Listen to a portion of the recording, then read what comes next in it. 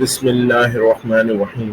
Welcome to Fasih educators daily حدیث. عدی بن حاتم رضی اللہ عنہ کہتے ہیں کہ میں نے نبی اکرم صلی اللہ علیہ وسلم کے پاس آیا، میری گردن میں سونے کی صلیب لٹک رہی تھی. آپ نے فرمایا، عدی اس بت کو نکال کے پھینک دو.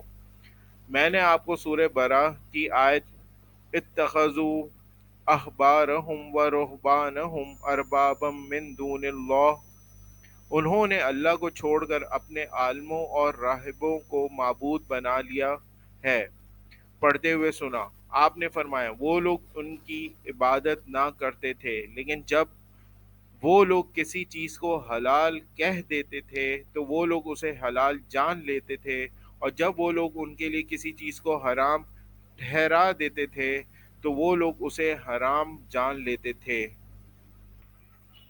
Narrated Adi bin Hatim. I came to Prophet, peace be upon him, while I had a cross of gold around my neck. He said, O Adi, remove this idol from yourself. And I heard him reciting from Surah Bara'ah. They took their rabbis and mocked as Lord besides Allah.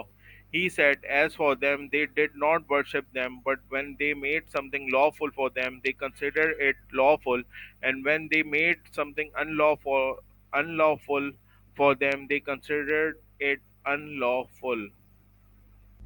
Thanks for watching. Please subscribe our channel Fussy Educators.